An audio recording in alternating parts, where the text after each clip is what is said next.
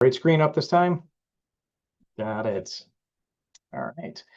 Hello, everybody. My name's Harry, and I will be today speaking about therapeutic stance, working with psychosis. I apologize for the overly long title. Really, what I wanted to get at was approaching working with individuals who are experiencing psychosis. How do we do that? And there's a part of me that's kind of part of who you are, but it's also some skills and strategies. So that's really the question that really prompted this work. For just a little bit of background, I'm a trainer for cognitive behavioral therapy for psychosis. So I spend some time in this space with my colleague, Brian Krasan, who's also on today. We talk about this a lot. So this is kind of a culmination of some of that work, just put together in a slightly different way. So my hope is to kind of talk about factors that help with alliance in psychosis, talk about this idea of therapeutic stance, and then also just to, suggest or provide some practical suggestions just based on training and experience and things like that. And certainly open to questions at the end. So I do want to start just kind of posing this question, and we can shout it out or we can put it in the chat there. But for individuals who experience psychosis, what do they want in a provider if they were given these three choices: expertise, problem solver, or friendliness? What would we guess for that? We can do a little Jeopardy sound. Do do do do. Anybody want to venture a guess, or what would we say about that? See a couple chats coming in. Let me see if I can pull it up here. Okay, Dina says friendliness. All three. Laugh out loud. Okay, lucky. Friendliness. Problem solver. Okay. Problem solver. Knowledge. Okay. All right. So we have some different options there. Someone who listens. Yep. I think all of those things are in there. Now, interestingly, from this particular survey, what they found was that over 70% preferred friendliness over the other three, right? Problem solving was around 37%, and expertise was 37%. A problem solver, only 4% really wanted that problem solver. Now, think about the way that we're oriented often in mental health in a lot of different ways is oriented towards problem solving and expertise, right? Like we're kind of geared that way. Here's a problem, let's solve it. Yet for people who are experiencing psychosis, that friendliness component, that humanity piece is so important at the front end. So to kind of stretch this a little bit further, what else do people want from providers who are experiencing psychosis? And if you look at the items that are listed here, there's not so much around expertise or, that kind of thing. It's they want to be listened to be seen as a person, have their experiences validated, to be given hope, be given more information, choice, and collaboration in treatment, and to be able to regain a sense of self and rebuilding their lives with optimism, right? So there's a lot more about that identity development, being validated, really being seen as a person, far more than I expected coming into this work. One of my first jobs was working at an inpatient hospital setting. And I remember going to that setting thinking, wow, I got to really brush up on my diagnostic nomenclature. Like, what are the diagnoses? What are the symptom categories? What are the treatments? So like all this kind of stuff. In my younger, my early professional self, my current self would say to that old self, no, like, think about how you're going to engage, how you're going to work with folks. They want to be listened to. How do you develop those kinds of skills? And as I've reflected on this, I thought, is being helpful with psychosis, are these personal qualities that we develop within ourselves, or are there practical skills, or is there some combination of both? So that's kind of the exploration today that I appreciate you coming along with me for. So we can look at the literature, and this is not a complete list, but when we look at some factors affecting the therapeutic relationship for individuals who are experiencing psychosis or schizophrenia, the helpful things are genuineness, flexibility, availability, empathy, friendliness, which we've already mentioned. And then some authors talk about the core elements being this trust and respect, and then very importantly, shared decision making. So we're gonna come back to that. And then on the unhelpful side, kind of categorically, is the kind of operational by the books kind of approach, indifferent, paternalistic, pessimistic. Those kinds of things are not regarded very well in terms of developing an alliance with a person who's experiencing psychosis. And the alliance is so important. There have been some recent studies, Goldsmith and other colleagues, which I don't have listed here, but they found that if the relationship is poor, the alliance is poor with an individual experiencing psychosis, that sometimes the therapeutic outcomes can be even more negative if they stick in that therapeutic relationship. So we really have to pay attention. So then the question becomes, well, how do we demonstrate this, right? Psychosis is really challenging. How do we develop this positive alliance that we're aiming for here. So I'm going to start off first with just some strategies, kind of the technique side of it, which blends some attitude, but follow along. So one of the things I think it's important to kind of keep in mind when we do this work is that folks who come to see us in patient settings and others may not want to be there, right? They may be of a perception that they don't need help or they don't need that much help. Whereas others who may be pushing them there see that there's a great deal of help that they need. And so there really is a gap there in terms of perspective. And so we need to think about, well, how do we bridge that gap? Because if we can't bridge that gap, we can't go very far. So the answer is, or the thing that we think a lot about is we bridge that gap by really understanding kind of the shared goals or the shared values or aspirations to the person, right? So not less about you have an illness and you need treatment, and more about like, where do you want to go? What's important to you? And how can we together get there? And really that's sort of the gist of it. And so strategy wise, really what that has suggested to us in doing this training is really when starting to work with an individual, probably anybody, but especially with individuals who experience schizophrenia, is really kind of starting with strengths. Focus on what is strong, not what is wrong. And practically speaking, just starting with what are your interests? What are your values? What would you like to do? Like really just kind of getting that human, tell me about you, like you would getting to know a friend. One of the interventions that was used alongside of cognitive behavioral therapy was something called befriending. And the friending approach is really just finding out about a person's interests and just talking about those things. And they found that had some therapeutic benefit just doing that, giving them permission to talk and talk about interests. So doing that is so very essential. It's more than just chit chat at the beginning, which you just kind of do out of a social convention, but it really is part of the therapy. And there's a focus with that. Part of it's getting to know them, but also knowing them when they're at their best. There's a phrase that some of the cognitive therapists, Aaron Beck and his group use called accessing the adaptive mode. And this is the mode that gets activated when you're talking about something that you're really good at or you really like. So think about it. If someone's talking to me about soccer or about playing guitar or something, I like those things. My body changes, I'm more energized. There's a part of me that's a bit more confident. We want to access that part of the person, get them talking about that to kind of help them move forward through other things. And then taking it a step further, if we're thinking about goal setting, we want to try to develop those goals from the values and aspirations. Just to give a simple example, it's not uncommon with schizophrenia or severe mental illness to improve hygiene could be a common sort of goal. And what I would say is that improving hygiene with the aspiration that the person wants to date or have friends or do things is far more motivational than just checking it off a list. So we want to kind of link what they aspire to things that will help them get there. And that's kind of our constant effort that we want to do. Similarly, when we think about symptoms, rather than coming at them directly, we will often ask about, like, what does having the symptom prevent you from doing, right? Having a job, having relationships, whatever it is. So we're kind of coming through the back door to find out what do they really value and how is this getting in the way? That gives us permission to work on that voice or symptom or whatever it is. Or, in a similar way, if a person has a belief that's delusional in the sense that they're the president or that all these bad things are happening, we might ask how their life would be different if that wasn't there. And what we're looking for is to kind of get at what values are being blocked here, what needs being affected by this in some way. Again, back to those strengths and values and needs. So step one is befriend and find out what matters to the person. Part of the way to kind of help build the alliance is to use a lot of normalization. Diagnosis of schizophrenia comes with a lot of stigma and a lot of misperception about what that means, about what a person can do who has a label of schizophrenia. And so we try to look for opportunities to provide more accurate information, to let people know there's a lot of folks who recover who have this diagnosis and who do quite well in various different ways. We might reframe the experience as something not otherworldly, but it's kind of on the human continuum, and our brain does things at times. Stress is a big factor.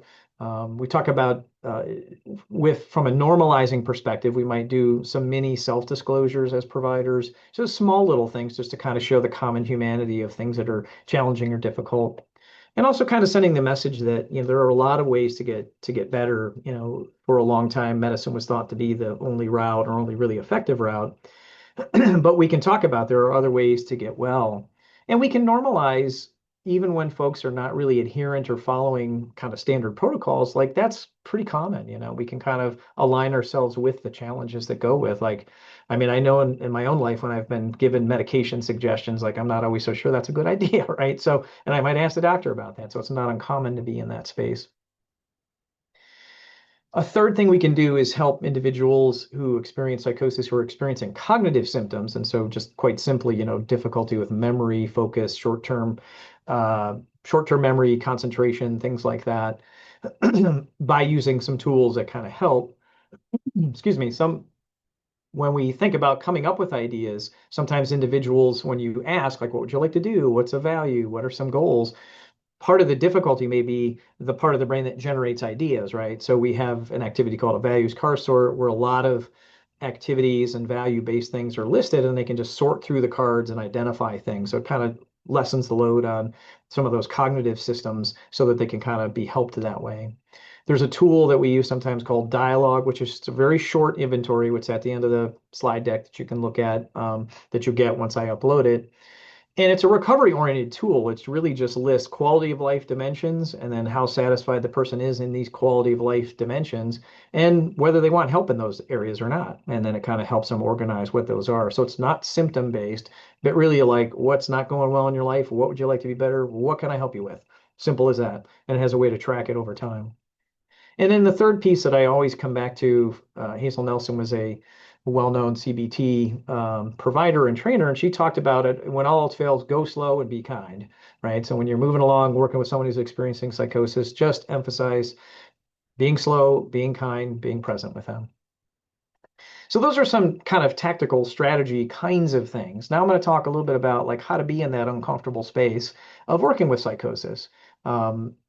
It's important to know how to listen and respond because sometimes it can be really tough, right? I don't know how many folks have worked in settings where there's a wide range of psychosis, but when I think of this, I think of an individual I worked with in the inpatient setting who would come to the team meetings and just talk about every night how she got chopped up by demons and warriors, and she'd be very graphic about the swords and various things happening. And like, what do you do with that, right? Like, I'm a new clinician, like, what do I say to that, right? She's here every day. Clearly, there's no injuries. How am I able to be in a space to work with that kind of situation?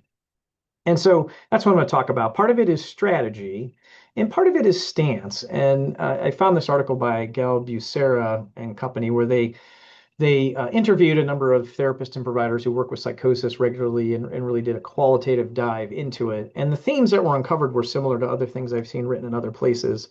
But what they pinpoint for providers, the really difficult thing is the uncertainty and insecurity that comes up, right? Like the content that's used, the sometimes incomprehensible language that's used is very unsettling, right? And so then I'm left with, I don't understand this. I'm not sure how to respond. I'm the professional here. What do I do? And so then how do I respond in that space when I'm feeling that kind of press? And when they looked at it, they identified really a couple of approaches. One of them is what they call monological, which is to avoid the uncertainty of it.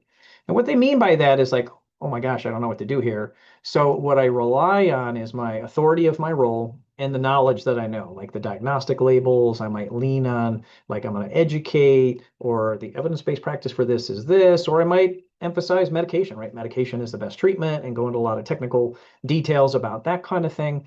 In a way, it's a way to bind, like, I don't know what to do, but what I am grounded in and secure about is the knowledge that I have. And so I'm going to lean on that. And there's not necessarily anything wrong with that. It is part of who we are. But what they suggest with this is that can close off the client a little bit prematurely, right? They might need to be warmed up to some of those ideas. And even though it may bind our anxiety or help us soothe it, how can we be in a space where we give them some space where they can kind of connect with us around that? They talk about what the provider does is seek safety in the isolation of their role, which might lead the client to seek the safety of the isolation of silence and non-disclosure. So they might just kind of get quiet under those circumstances. So what can we do about it? The other stance is to what they call endure uncertainty, more of an open stance, where the provider shares in the vulnerability of not knowing quite the answer and not rushing to a solution, but really kind of staying there and being present in that uncertainty. All right. So the uncertainty, rather than as a negative thing, can become a signal of like, let me pay attention. What else do I need to know here? All right.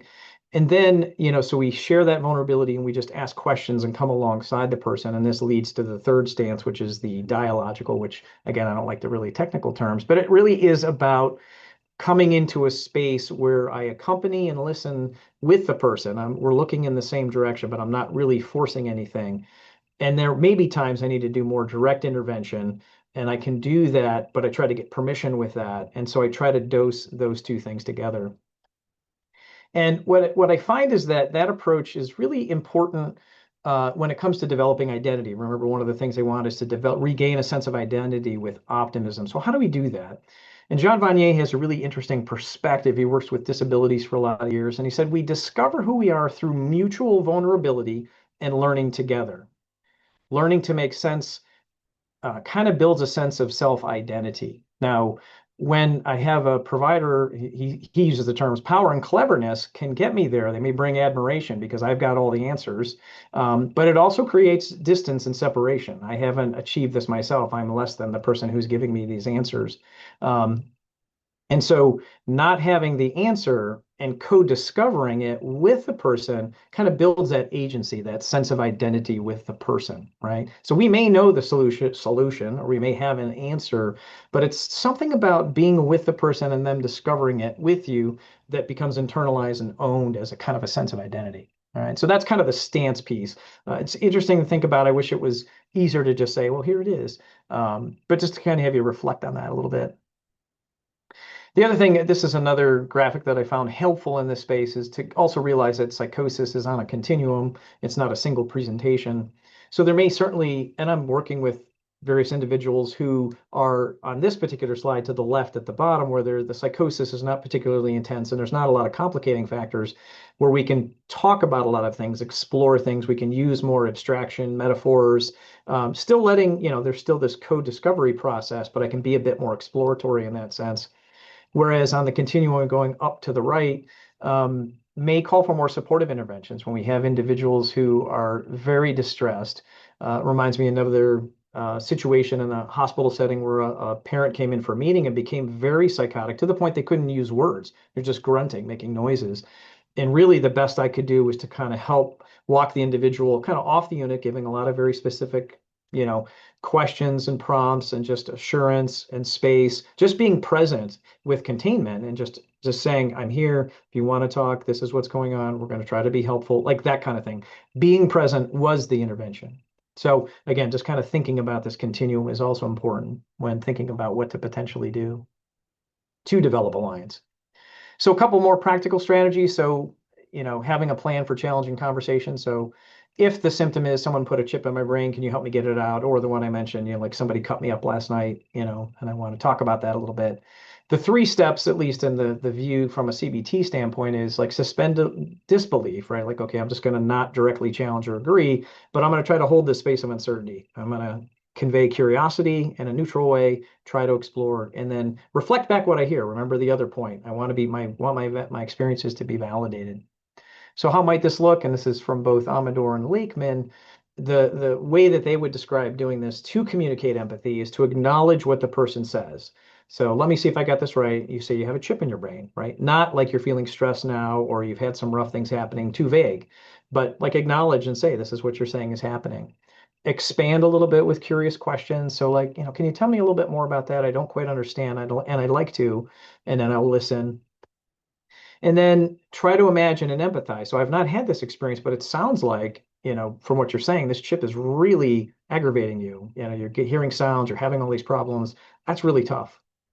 Now, I might also move into a space of empathic, not disagreement per se, but like, here's what I know, what I can see. I've not had that experience. And, looking at the diagnostic test you're showing me, it apparently doesn't look like there's anything there.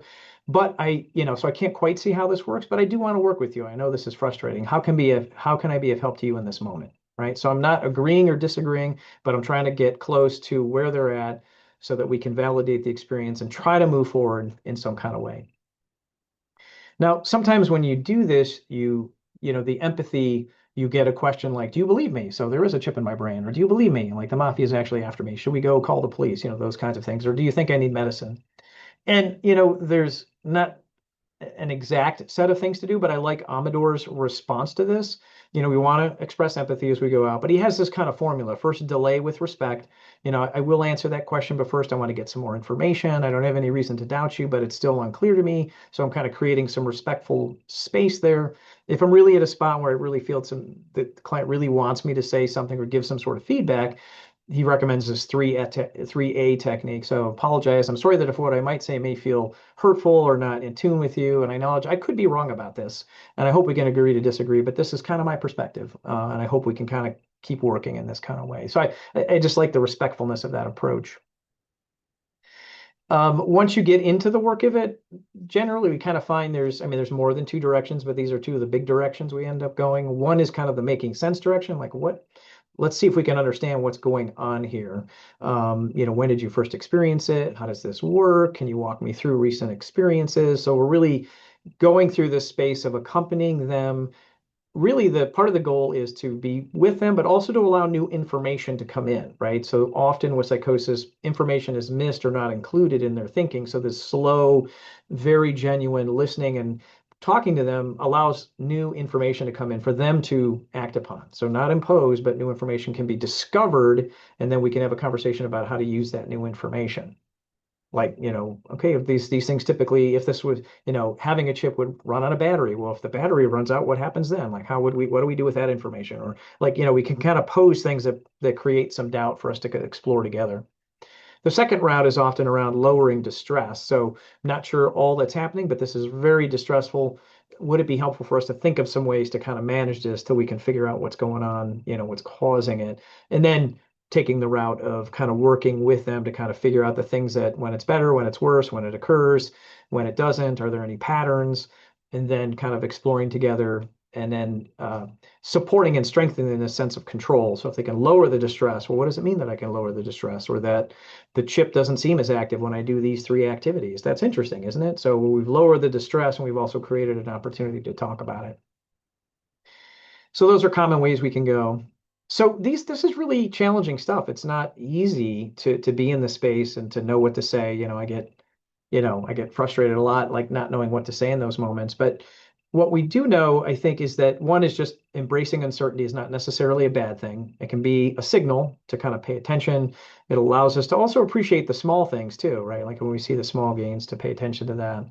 And the other is situational practice. So we do a lot of role plays.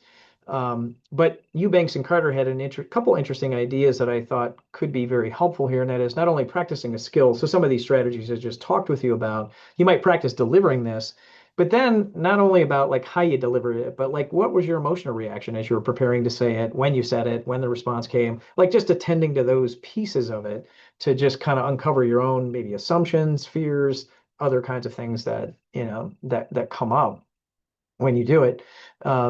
And then the other is kind of mindfulness training for those. It's a pretty common thing that's talked about, mindfulness training. And for those who are unfamiliar, it's really has a lot to do with focusing on the present moment with a here and now awareness. And it's often thought about in terms of curiosity and non-judgmental acceptance. So just noticing things and then describing, being present to it. So it's kind of a skill that's really useful in addressing content that can be really, really unusual. All right, so getting to the summary here, kind of wrapping it up, went a little long, sorry about that. For the person we're working with, it really becomes a lot of like, for them to be an active agent in the recovery and to develop the skills, I'll use the word self-reflection and meaning-making skills to kind of help them sort where they need to go. And for the provider, the emphasis on being kind of in this open, vulnerable space, but balancing like being with and also doing for or doing with a little bit, to know their view and pain first, and then, kind of be in this place of co-discovery, exploring perspectives and growth as you go. All right, so I'm going to stop there. I have some references. I also have the dialogue at the end of this once you get to it. I also found an interesting thing on dealing with uncertainty, which is kind of apparently on the rise kind of societally now. So there's some things to maybe look at there. All right, that's all I got.